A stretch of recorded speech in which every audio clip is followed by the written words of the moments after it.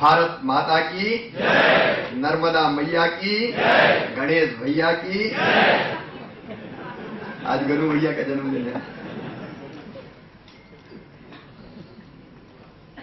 मंच पर विराजमान मध्य प्रदेश विधानसभा के यशस्वी अध्यक्ष, स्वयं नर्मदा पुत्र, विद्वान राजनेता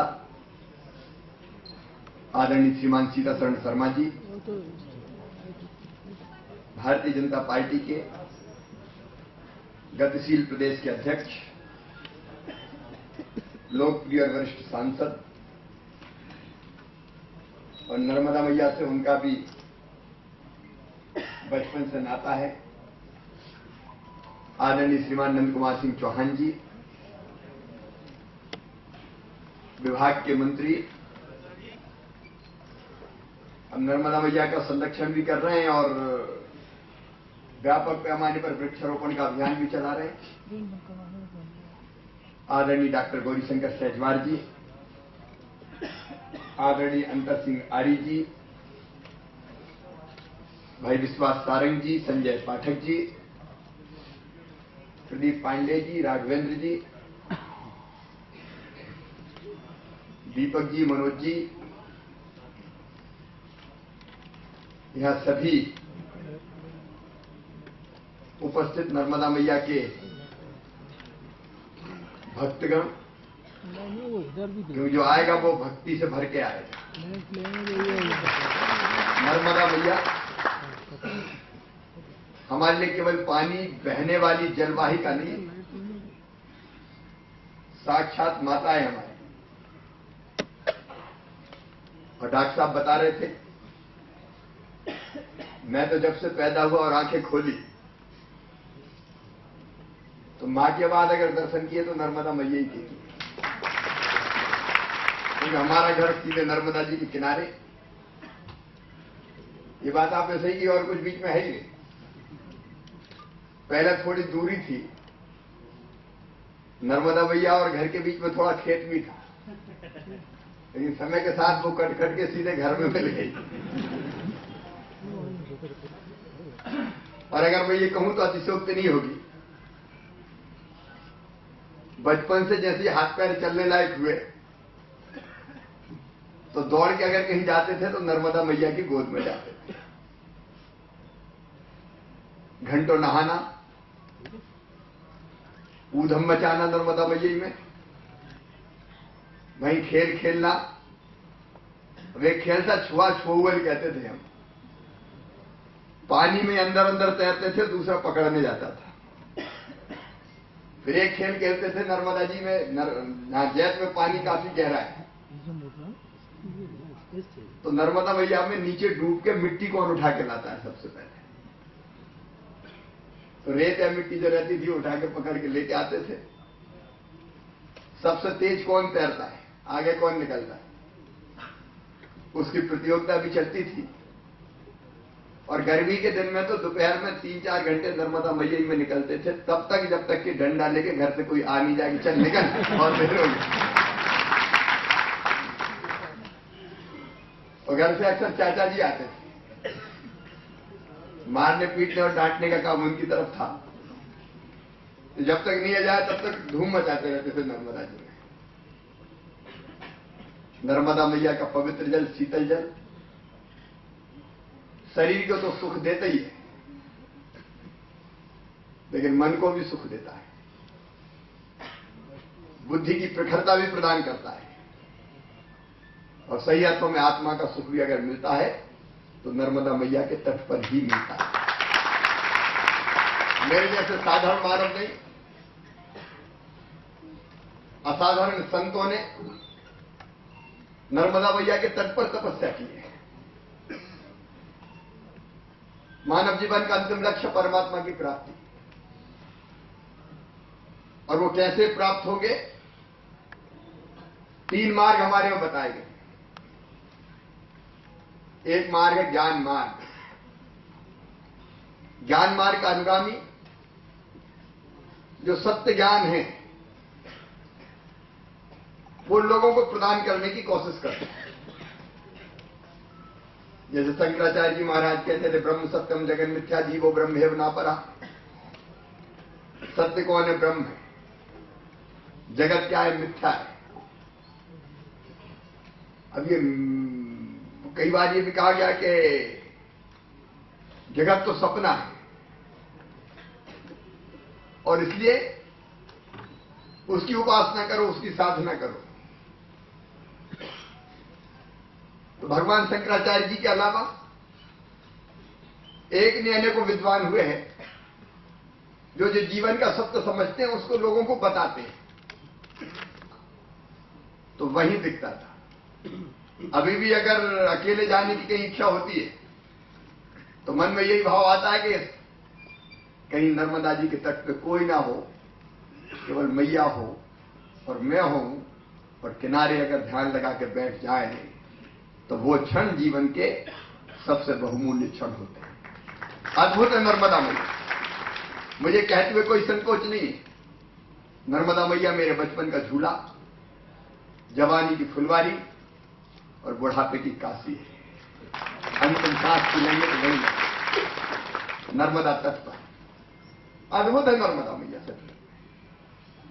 जो केवल भौतिकवादी है वो उसके आध्यात्मिक स्वरूप को नहीं समझते, समझ भी नहीं सकते। वो जलवाही का नहीं है। वैसे भी डॉक्टर सहजवार जी ने भी कहा है, सीताशरण शर्मा जी ने भी कहा है, हमारी आध्यात्मिक मान्यताएं अलग है। वो केवल मनोहारी नहीं है। वो जो विद्वान है, संत हैं, उन्होंने जो जीवन में अनुभूत किया है, उन्होंने जो बताया है, सचमुच में वो सच है। हमारे यहाँ कहा गंगा सिंधु श्री कावेरी यमुना च सरस्वती रेवा महानदी गोदा ब्रह्मपुत्र पुनात्मा। ये माता है, ये हमें जल देती है। जल जीवन देता है। अगर आप अध्यात्म को ना भी माने, आप जड़वादी है, तो भी नर्मदा क्या नहीं दे रही। किनारे के तट में पानी आज भी लोग पीते हैं तो नर्मदा मैया का जल भर के लाते हैं और बिना कोई फिल्टर नहीं लगाते। हम लोग को उस समय बचपन में डॉक्टर सीताशरण शर्मा जी भी यहाँ बैठे, बाढ़ के समय भी पानी भर के लाते थे और भर के रख देते थे। जब मिट्टी बैठ जाती थी, ऊपर पानी रह जाता था, तो एक और कपड़े का छन्ना लगा के वही पानी पीते थे। कई को जब कहते थे कि हैंडपंप का पी लो तो कहते थे नहीं बुजुर्ग, माता पिता, हम तो मैया ही का पानी पिएंगे भैया। और मैंने किसी को आंत्र शोध होते हुए नहीं देखा, उल्टी दस्त होते नहीं देखा। वही जगह बाकी दिनों में भर के लाते हैं, अभी पीते ही हैं। नर्मदा मैया जीवन दे रही है। अब आप मध्य प्रदेश को सोचिए, हमारी जीवन रेखा नर्मदा में। जो अध्यात्म के साधक है उनके लिए श्रद्धा का विषय है, लेकिन जो जड़वादी मैं उनसे कहना चाहता हूं, क्या नहीं दे रही नर्मदा हमको? पीने का पानी, जगह जगह हमको पानी ले जाना है, वाटर लेवल नीचे चला गया, मालवारे स्थान बनने के कगार पर पहुंच गया, और कोई रास्ता नहीं था सिवाय इसका अगर नर्मदा जल वहां ले जाया जाए। और हे नर्मदा मैया के जल को मैया की पूजा की, उठाया और क्षिप्रा मैया में डाला।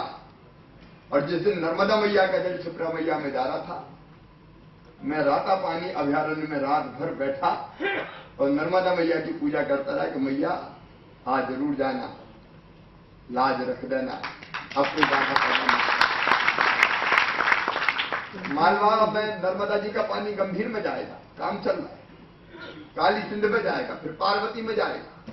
पीने का पानी, सिंचाई का पानी, उद्योगों के लिए पानी। अब दोनों तटों पर निमाड़ हो, नंदू भैया बैठे, अंतर सिंह आर्य जी बैठे, खंडवा खरगोन और बड़वानी की धरती सत्य श्यामलाम हो रही है तो नर्मदा मैया की कृपा से हो रही है। खेतों में चारों तरफ हरियाली दिखाई देगी, अलग अलग तरह की फसलें पैदा हो रही। आर्थिक दृष्टि से नर्मदा मैया संपन्न हमें बना रही है। सिंचाई के लिए नर्मदा जी का पानी कहां कहां ले जा रहे हैं। नर्मदा जी और सहायक नदियां, बरगी भरा हुआ है, बरगी का पानी खेड़ गंगा के बेसन में जाएगा। नरसिंहपुर हो, जबलपुर हो, हमारे सतना हो, रीवा हो, कटनी हो, कटनी में भी हम पूरा पानी ले जाएंगे नर्मदा जी। योजना हमने बना ली है। अलीराजपुर पानी जाएगा, झाबुआ पानी जाएगा। मध्य प्रदेश को बचा रही है नर्मदा मैया। तो एक एक बूंद का उपयोग हम कैसे बेहतर करें सिंचाई के लिए। अभी कोई रास्ता मुझे नहीं मिला, मेरे ही विधानसभा क्षेत्र में कुछ गांव में पानी हो गया, कुछ रह गए, तो फिर तय किया नर्मदा मैया के पानी को लिफ्ट करेंगे और छिपानेर क्षेत्र में भी और सीधे खातेगांव क्षेत्र में भी नर्मदा मैया के पानी को लिफ्ट करके ले जाएंगे। ये नर्मदा मैया है जो हमारी फसलों को जिंदगी दे रही है, जो किसानों को संपन्न बना रही है, जो अन्न के भंडार भर रही है। और केवल इतना नहीं, बिजली भी अगर मिल रही है तो नर्मदा मैया की कृपा से मिल रही है। कोयले की बिजली बनाओ तो महंगी पड़ती है, थर्मल पावर प्लांट लगाओ, और न केवल महंगा पड़ता है बल्कि प्रदूषण फैलता है। राखड़ कहां ले जाए उसको, उसकी समस्या पैदा होती है। लेकिन ओंकारेश्वर, सरदार सरोवर, बरगी, इन बांधों से जब हम बिजली बनाते हैं तो प्रदूषण का सवाल ही पैदा नहीं होता और 1 रुपया से भी कम दर पर हमको बिजली मिल जाती है, जिसकी कीमत बाजार में 4.5, 5, 6 और 7 रुपया होती है। नर्मदा मैया बिजली दे, नर्मदा मैया पानी दे, नर्मदा मैया हमको शांति प्रदान कर रही है। सचमुच में अध्यात्म का जो सुख वो अगर कहीं आत्मा का सुख प्राप्त करना है तो नर्मदा मैया के तटों पर मिलेगा। अमावस्या, पूर्णिमा, अलग अलग तरह के त्योहार, 1 नहीं 2 नहीं, लाखों की संख्या में भीड़ उमड़ती है, नर्मदा तट पर उमड़ती है। कई जगह संगम है नर्मदा जी के तट पर, एक नहीं दूसरी नदी नर्मदा जी में मिलती है, या तवा मिलती है, बांद्रा बांध बन गया।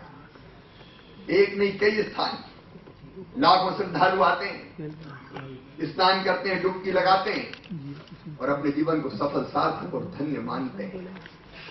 अद्भुत है सचमुच में नर्मदा मैया, जो हमारे जीवन को धन्य करती है, शुद्ध करती है, पवित्र करती है।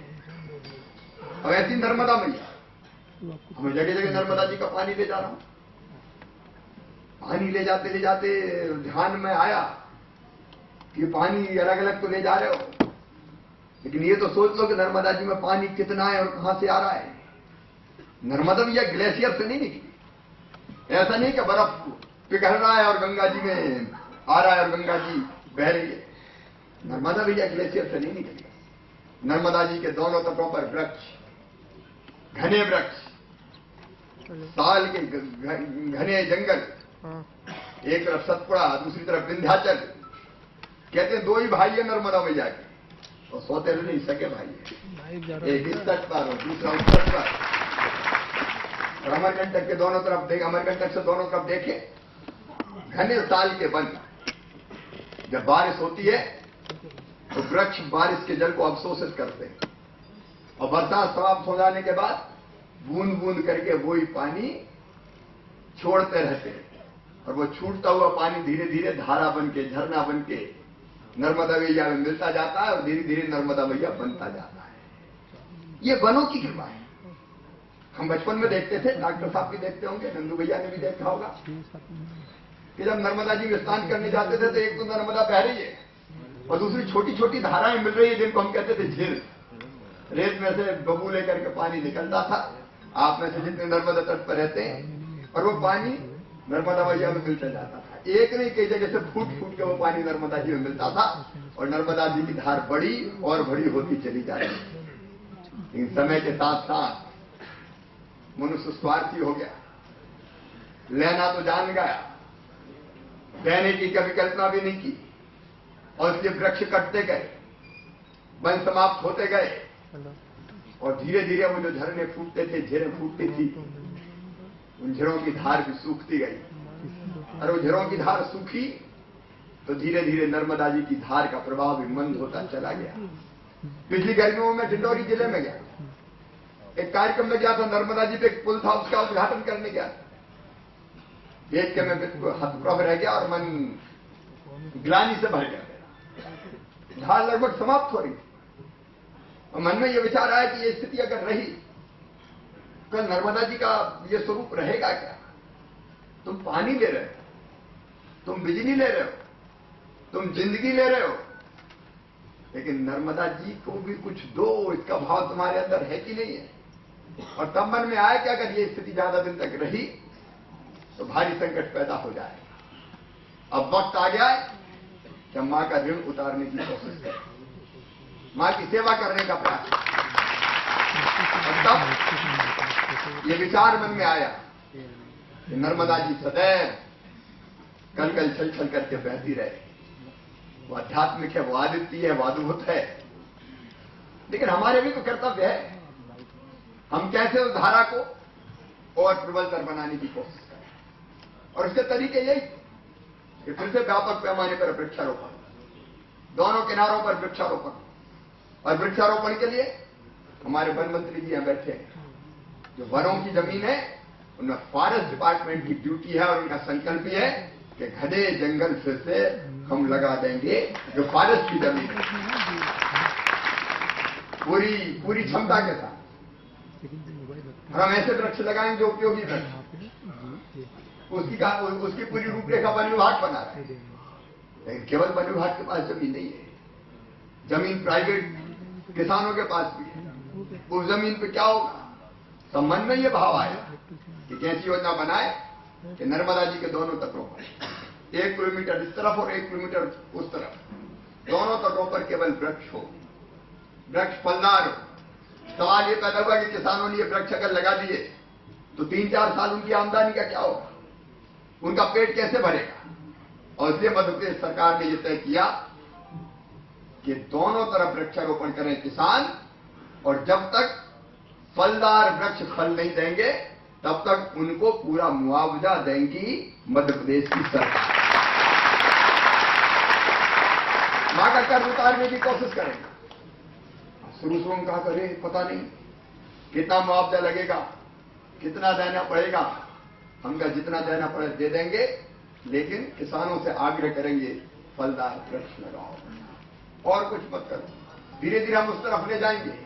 हर साल केमिकल और पेस्टिसाइड डाल के पानी को हम प्रदूषित करने का काम कर रहे हैं। प्रदूषण कितने तरीकों से फैलता है।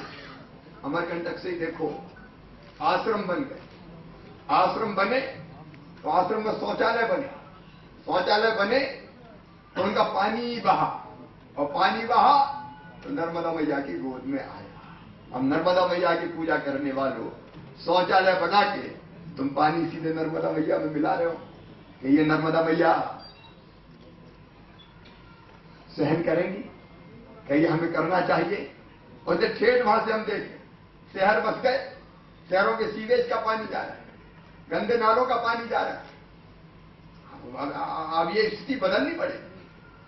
और इसलिए एक चीज और तय की, फलदार वृक्ष तो लगेंगे, लेकिन उसके साथ साथ नर्मदा जी में अनट्रीटेड पानी ना जाए सीवेज का, और इसके लिए ट्रीटमेंट प्लांट अमरकंटक से लेके और मध्य प्रदेश के किनारे, मध्य प्रदेश के हिस्सा जाते वहां तक लगाए जाएंगे। उसके लिए प्रारंभिक रूप से हम लोगों ने योजना बनवाई, लगभग 1500 करोड़ रुपया खर्च होंगे, और भी ज्यादा हो तो चिंता की बात नहीं है, लेकिन वो किया जाएगा। दोनों किनारों पर जितने गांव हैं, अब बचपन से हम देखते थे, अब यह अभियान चल रहा स्वच्छ भारत अभियान, हर घर में शौचालय हो। अब नर्मदा मैया की पूजा तो करते थे हम लोग, लेकिन अगर शाम को या सवेरे कहीं निवृत्त होना हो तो पानी का लोटा ले जाने की जरूरत भी नहीं है, मैया के किनारे जाके डट जाओ। अब ये स्थिति आखिर कब तक चले? तो हमको जन जागरण भी तो बचपन से हमने देखा है, और हम तो उसी तट पे रहने वाले। अब हम अशुद्ध कर रहे हैं जन को, और इसलिए ये स्थिति बदलनी होगी। और उसके लिए दोनों तटों पर जितने भी गांव हैं, वैसे तो हर घर पर शौचालय बने पूरे प्रदेश में, लेकिन प्राथमिकता के आधार पर ग्रामीण विकास विभाग ने ये संकल्प हाथ में लिया है कि हम हर घर में शौचालय बना के देंगे, शौचालय बनवाएंगे, और शौचालय बनने के बाद लोगों की मानसिकता भी बदलेंगे। एक गांव में हम गए, कहा कि खुले में शौच से मुक्त है ये गांव पूरी तरह से। हमने वहां देखा कि एक सज्जन के हाथ में लोटा था, तो मैंने कहा ये क्या मतलब हुआ? उनसे पूछा तो पता चला शौचालय तो बना है। हमने कहा उसका उपयोग क्यों नहीं हो रहा? कह रहे भैया भूसा भर लो। शौचालय में भूसा धरा है। कह रहे हमारी आदत ही नहीं, तो बड़ी तकलीफ होती है, तो हम बाहर ही जाते हैं। अब ये मानसिकता का अंतर, तो उसके लिए भी जनजागरण अभियान चलाना पड़ेगा कि हर घर में शौचालय बने, और जाएं तो अभी शौचालय में जाएं। अब दूसरी चीज और है, अब हम तो बचपन में हमें कहते थे, जितनी भी भैंसें होती गांव की, उनका सबसे सुंदर आश्रय स्थल भी होता था तो नर्मदा मैया की गोदी दौड़ती रहती थी, उसी में बारी नहीं निकलती थी। और किसान भी अपने या गांव में जिनके पास पशु थे छोड़ दी, तो दिन भर नर्मदा मैया में, शाम को गए उनके मोड़ा ले आओ भैंस, लठिया लेके गए तो वहां से हाँकी और घर ले आए, दूध लगाया, फिर छोड़ दी जाओ नर्मदा मैया। अब ये स्थिति भी नहीं चलेगी, क्योंकि भैंस भवानी भी जब लोड़ती है तो कुछ ना कुछ तो गंदगी छोड़ती है, और इसलिए उनके स्वभाव में भी परिवर्तन करना पड़ेगा हमको।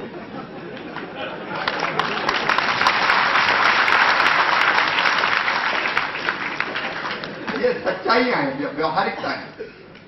अब नर्मदा मैया में स्नान करने जाना है, गए नर्मदा मैया के किनारे, पूरे परिवार को लेकर स्नान तो किया, कोई दिक्कत नहीं, तो साबुन का खूब उपयोग किया।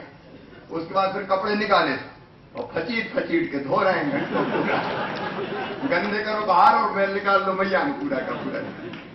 और केवल उतना ही नहीं, उसके बाद पूजा के नाम से पत्रम पुष्पम जो डालते हैं, वो पत्रम पुष्पम सड़े गले सब फूल प्रवाहित कर दो मैया में। उसके अलावा दीपक जलते हैं, तो प्लास्टिक के दोने लिए और जला दिया दीपक नर्मदा मैया में। इतनी तरह की चीजें और इतनी तरह की गंदगी पूजा के नाम पर भी, धार्मिक कृत्य के नाम पर भी हम वहां छोड़ते हैं। इसमें भी एजुकेट करना पड़ेगा। श्रद्धा के वशीभूत होकर लोग आते हैं, लेकिन हम ये कर सकते हैं। अभी गणेश जी बैठे, भगवान गणेश के हम सब उपासक हैं, सिद्ध विनायक, बुद्धि के प्रदाता है। लेकिन उन्होंने ये थोड़ी कहा था कि प्लास्टिक आप पेरिस की मेरी मूर्तियां बनाओ और नर्मदा जी में छोड़ दो या नदियों में छोड़ दो। अलग अलग कुंड बन सकते हैं, उनमें प्रभावित हो सकती है। तो हमको कई तरह की नई चीजें सोचनी पड़ेगी, जिसके कारण नर्मदा जी का जल प्रदूषित ना हो। नर्मदा जी के साथ साथ बाकी नदियों का भी सोचें, ताप्ती हो, बेतवा हो, चंबल हो, छिप्रा हो, एक नहीं अनेकों पवित्र नदियां हैं, उनको भी प्रदूषण मुक्त करने के बारे में सोचना पड़ेगा। लेकिन हमने कहा कि शुरुआत करें नर्मदा मैया से। उसे इतने आयाम मन में लगा कि इन सबको एक साथ करना, तो क्या करें? तो विचार ये आया कि एक यात्रा निकाली जाए नर्मदा मैया का ऋण उतारने के लिए, जो सच्चाई है जनता को बताने के लिए। और इसलिए हमने कहा ये वृक्षारोपण भी जबरदस्ती नहीं होगा, किसान चाहे ना चाहे आप लगा दो। फिर हम लोग निकलेंगे 11 नवंबर को अमरकंटक से, पद यात्रा होगी, और मैं जन अभियान परिषद के साथियां बैठे हैं, उनको अच्छे काम के लिए बधाई देना चाहता हूं। एक नहीं अनेकों महत्वपूर्ण और बड़े काम हाथ में लिया और अंजाम तक उनको पहुंचाया। उनके साथ नर्मदा समग्र को भी हम जोड़े। ईसा फाउंडेशन जैसे कई संगठन धार्मिक सामने आ रहे हैं। मेरी अनेकों संतों से चर्चा हुई है, उनने सबने कहा कि नहीं, हम इस अभियान में हिस्सा लेंगे, भाग लेंगे। साधु संत आएंगे, पर्यावरणविद आएंगे, वैज्ञानिक आएंगे, किसान आएंगे, भक्त आएंगे, जिज्ञासु आएंगे, अलग अलग तरह के श्रद्धावान आएंगे। फिर जो अध्यात्म को नहीं मानते, लेकिन जो मानते हैं कि नदियां जरूरी है, नदियों में जल जरूरी है, ऐसे जलवादी भौतिकवादी भी आएंगे। संपूर्ण समाज को हम इकट्ठा करना चाहते हैं। सब समाज को लिए साथ में आगे है, बढ़ते जाना। अमरकंटक से मैया की पूजा करके अभियान प्रारंभ होगा। परमानेंट टोलियां बनेंगी। हमारी कोशिश ये है कि परमानेंट टोली में 50 लोग रहें, जो पूरे समय चलेंगे। लगभग 118 दिन यात्रा चलेगी, ये कल्पना की है। एक बार और रूट देखेंगे, दूरियां देखेंगे, नापेंगे, थोड़ी बहुत संशोधन की जरूरत होगी तो वो करेंगे, 118 के बजाय ज्यादा लग जाए, लेकिन भटकते हुए नहीं जाना है। जगह जगह जन जागरण करना है। अलग अलग स्थानों पे चौपाल होंगी, सभाएं लगेंगी, बड़ी सभाएं होंगी, एक मुख्य यात्रा होगी। और अब कल से ये भी आ रही कि यात्रा में कई यात्रा जोड़, नर्मदा जी के तट से 10-20 किलोमीटर दूर के गांव, वहां से पैदल चल के आए या साइकिल पे आए और इस यात्रा में मिलते जाएं। तो केवल नर्मदा किनारे के गांव नहीं, आसपास के सारे गांव की जनता आए। अलग अलग जगह बड़ी सभाएं सम्मेलन भी करेंगे, चौपाल सभाएं भी करेंगे, और फिर अलग अलग विद्वान संत, समाज के मनीषी, अलग अलग लोग आए और अलग अलग स्थान पर जनता को संबोधित करने का काम करें। और इनमें ये सारी चीजें, नर्मदा जी को प्रदूषण मुक्त करना है, दोनों किनारे वृक्षारोपण करना है, और दूसरे इसके साथ साथ हम कैसे आदर्श जीवन जी सकते हैं नर्मदा तट पर रहकर, उसके बारे में भी कई तरह की चीजें करनी पड़ेगी। हमको ये चीजें वृक्षारोपण की, प्रदूषण मुक्ति की तो करनी पड़ेगी, लेकिन आचरण शुद्धि का अभियान भी हमको चलाना पड़ेगा। आचरण शुद्धि आवश्यक है। सचमुच में व्यक्ति जब तक आचरण नहीं बदले, कई बार मन बड़े कष्ट से भर जाता है। कई ऐसी चीजें जो मनुष्य तो करता है, जब तक वो आचरण पवित्र नहीं होगा, आचरण शुद्ध नहीं होगा, एक अच्छा जीवन हम नहीं जिएंगे। हम सोच सकते हैं नर्मदा किनारे क्यों शराब की दुकानें, कम से कम उनको मुक्त कर सकते हैं, वहां से हम शुरुआत कर सकते हैं। अहिंसक जोन बन सकता है क्या पूरा इलाका? नर्मदा तट के लोग अभी भी मांसाहारी नहीं, वो शाकाहारी। क्या इस तरह के प्रयोग हो सकते हैं? दूसरे जिस तरह की घटनाएं घटती है समाज में, अब मुझे कहते हुए दुख होता है कि छेड़छाड़ की या रैप की ज्यादातर घटना अगर बेटियों के साथ होती है तो करने वाले या तो रिश्तेदार होते हैं या निकट के मित्र और परिचित होते हैं। ये महापाप है, महापाप, आचरण का महापाप। अब आप जाके देखिए कैसी कैसी विकृतियां आ रही है। इन विकृतियों से समाज को बचाना पड़ेगा, और इसलिए जरूरी है कि हम आचरण शुद्धि पर भी ध्यान दें। हमारा चरित्र, हमारा व्यवहार, हमारा आचरण सभ्य समाज के लायक कैसे हो, ये बात सही है। अच्छे और बुरे लोग हमेशा रहे, लेकिन अच्छा या इसकी कोशिश हम सदैव करते हैं। इस अभियान के अंतर्गत कोशिश करेंगे कि चरित्र और आचरण पवित्र और शुद्ध कैसे बने, आने वाली पीढ़ियों के मन में कैसे हम संस्कार भर पाए। वो पशु ना बने, वो दानव ना बने, वो देवता ना बन सके, लेकिन इंसान तो कम से कम बन जाए। उस दिशा में हम कदम रखें। और ये अभियान बहुउद्देशीय अभियान होगा, एक अलग तरह का नैतिक अभियान होगा। उस अभियान में प्रत्येक सप्ताह एक दिन मैं भी भाग लूंगा, क्योंकि मुख्यमंत्री के कारण समय की मर्यादाएं हैं, लेकिन एक दिन तो मैं भी पैदल चलूंगा। अलग जगाना है, जागरण का मंत्र फूकना है, जो नहीं समझे उनको समझाना है। नर्मदा मैया तो खुद को बचा लेंगी, लेकिन हमारी भी तो ड्यूटी है, हमारा भी तो कर्तव्य है। हमको अपने आप को बचाना है, समाज को बचाना है, इसलिए नर्मदा जी की सेवा पे निकलना है। मैं आभारी हूं उन सब मित्रों का जिन्हें गीत लिखे, महेश जी से लेकर शैलेंद्र जी तक आभार प्रकट करता हूं। अच्छे गीतों की रचना की, गीतों को संगीत में सजाना भी है। कल सीडी आई थी, लेकिन मुझे उतनी जमी नहीं सुनने के बाद, तो मैंने कहा गीत में शब्द बहुत अच्छे हैं, इन आवाज भी जैसे शैलेंद्र जी ने गाई, तो वो अगर ठीक हो, लय ठीक हो, तान ठीक हो, तो मामला फिर और जबरदस्त बनता है। इनको गीतों में, गीत संगीत में, गीतों को संगीत में पिरोएंगे, उसके बाद ये गीत बजेंगे, लोग गाएंगे भी, उसके बाद कारवां निकलेगा, ढोल मजीरे साथ होंगे, हारमोनियम पेटी ढोलक होगी, गाएंगे, बजाएंगे और लोगों को जगाएंगे। ये तरीके रहे भजन गा गा के लोगों ने, संतों ने समाज के स्वरूप को बदल दिया है। और भाई फिर गांव में संकल्प होंगे, हर गांव में। मुझे पूरा विश्वास है कि किसान अपने खेतों में फलदार वृक्ष लगाएंगे, फिर जैविक खेती का जोन कैसे बना सकते हैं? नहीं डालेंगे केमिकल फर्टिलाइजर, पेस्टिसाइड नहीं डलेगा, जैविक खाद का उपयोग करेंगे, उसके लिए जगाएंगे, जबरदस्ती नहीं करेंगे, जगाएंगे, प्रेरित करने की कोशिश करेंगे, नशा मुक्ति का संकल्प दिलवाएंगे। नर्मदा तट पर रहने वाले कोई नशा नहीं करेंगे, नशा मुक्त क्षेत्र होगा, उसका संकल्प दिलवाने की कोशिश करेंगे। बेटी बचाने का संकल्प दिलवाएंगे। एक नहीं, कई तरह के नैतिक अभियान इसमें चलेंगे। और आज गणेश चतुर्थी के दिन वक्रतुंड महाकाय कोटि सूर्य संप्रभा निर्विघ्नं कुरु मे देव सर्व कार्येषु सर्वदा। ये काम भी निर्विघ्न संपन्न करना प्रभु, ये आपके चरणों में प्रार्थना है। और आप सब मित्र जो अलग अलग 16 जिलों से, हर विकास खंड से आए, प्रभारी बन गए, ये जो आज पुस्तक का विमोचन हुआ है उसमें सबके नाम है, पूरा रूट है, कितने किलोमीटर कहां चलेंगे, कहां रुकेंगे, उसका पूरा विवरण दिया गया है। आज गणेश चतुर्थी के दिन हमने अपने कार्यक्रम को घोषित किया है और मुझे पूरा विश्वास है हम सब मिलके, जो यहां है वो भी और जहां नहीं है वो भी, उनको जोड़ के एक नया संकल्प पूरा करने के लिए 11 नवंबर से, लोगों का 11 नवंबर क्यों, इनका 10 नवंबर को देव उत्थानी 11 है।